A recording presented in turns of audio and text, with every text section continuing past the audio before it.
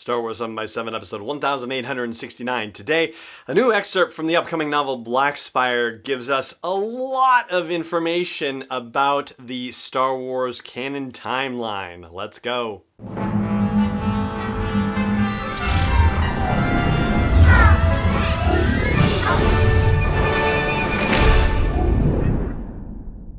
Hey Rebel Rouser, I'm Alan Voivod and this is Star Wars 7x7. Thank you so much for joining me for this episode where we are going to talk about the Black Spire excerpt that has been recently released earlier this week and what it tells us about the Star Wars timeline. There's actually a lot to tell, shockingly. It's one of those things where just one puzzle piece got dropped in and suddenly it was like dominoes. I know I'm mixing metaphors here, but you get the idea. It was like one happened and then suddenly it was like suddenly everything falls into place. So why don't we talk about that? Why don't we talk about exactly what the excerpt is about, and then we'll get into the puzzle pieces / dominoes falling into place. In the excerpt, which is a dialogue between General Leia Organa and Vi Marathi, we find out that Leia is sending a number of important people out to various places in the middle of nowhere, or on the edge of nowhere in the case of Vi, having them set up outposts for all intents and purposes, places where the resistance can go and hide and resupply if worst comes to worst. This conversation is happening just before Leia gets on a transport to go to Takodana, where she picks up BB-8 and Finn and Han Solo in The Force Awakens. As for Why Batu, well, Leia asks Vi to consider some options as to where they might set up a cache that's out of the way of the First Order. Castellon gets name-checked as not being safe anymore by Vi. Castellon is, of course, the planet where the Colossus had previously been in the first season of Star Wars Resistance. Pantora is another planet that's also name-checked. Pantora is probably most famous for its chairman, Baron Papanoida, who was played by George Lucas in Revenge of the Sith. And another planet mentioned is Cerea, C-E-R-E-A. This is a mid-rim planet where Vi is going to have to stop off on her way to Batu because that is where her old pal Cardinal is hanging out. Cardinal has now reverted to using his birth name, which is apparently Archex, A-R-C-H-E-X. We already knew that Cardinal was going to be a part of the novel, and so now we know a little bit more about how he is being introduced into this situation. Leia is asking Vi to pick up Cardinal on her way to Batu and setting up shop there. Now, speaking of Cardinal and all of the events that happened in the previous novel by Delilah Dawson, the Phasma novel, according to this excerpt, it's been a few weeks since the events of Phasma, at least the contemporary events of Phasma, have concluded. That's the general impression that you get about it. So now we're going to get into timeline stuff. The fact that we are in the time period of The Force Awakens in this excerpt, because Leia's about to leave for Takodana, the fact that it's been a few weeks, so let's just say a month, right, prior to the events of The Force Awakens, that the events of Phasma ended, well, that puts that part at 34 ABY. And there are various parts of the novel Phasma that are date marked as being 10 years ago, 9 years ago, 12 years ago, 15 years ago. So now we can actually put dates on these things. And here we go.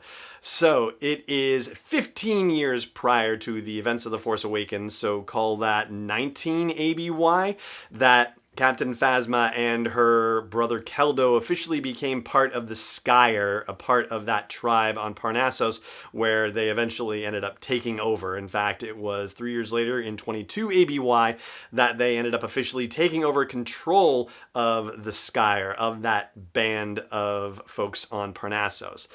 Then, moving ahead another couple of years, it is in 24 ABY that Brendel Hux lands on Parnassus and teams up with Phasma in order to get off of the planet. And once Phasma gets off of the planet, one of her goals is to make sure that there is no one who remembers her, her face, who she is, or where she came from. And there's only one person left at that point to kill, which is Brendel Hux. So in nine years before, which would be in 25 ABY, that is supposedly, or at least what she hopes is the last time that she ever goes back to Parnassus, and she fashions her chrome First Order Stormtrooper armor on Parnassus in that year, in 25 ABY, and then as she is leaving Parnassus at that point, she is leaving with the inner monologue stated intent to kill Brendel Hux and have him be the last remains of anything of Parnassus with her, aside from, of course, the armor that she made there.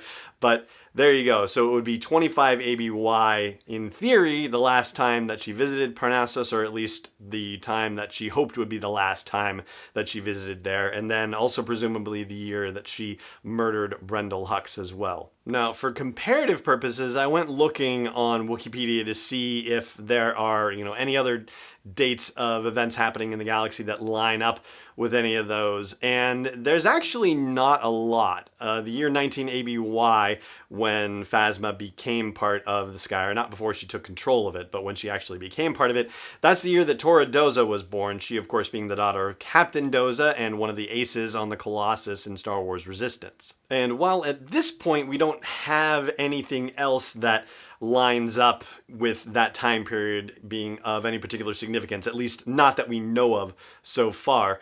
One other thing that now lines up with it is the events of Star Wars Bloodline, the novel by Claudia Gray, which features Princess Leia uncovering the first inklings of the First Order and launching the Resistance. So that takes place 3 years after Phasma gets her armor and sets off with the intention of killing Brendel Hux.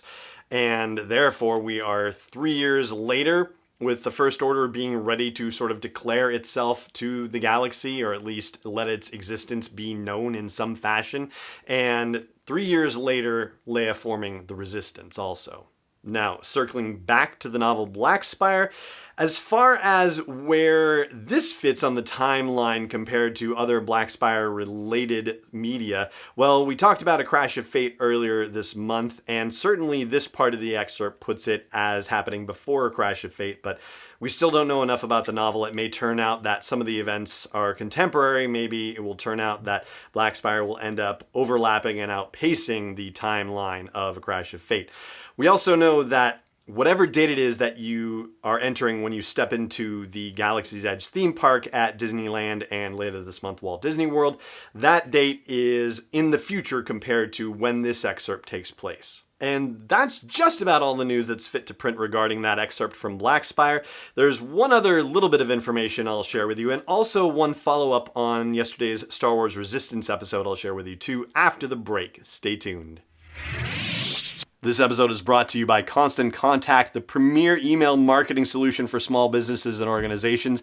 I've used their service since 2003, and over the past decade and a half, I've watched them evolve, make the product simpler, more powerful, easy to use, and do everything that they can to help train people to use the product more effectively and for it to work with other forms of marketing like social media, for example. So check out sw7x7.com/email to learn more about Constant Contact and start a free trial. Once again, that is sw7x7.com/email for a free trial.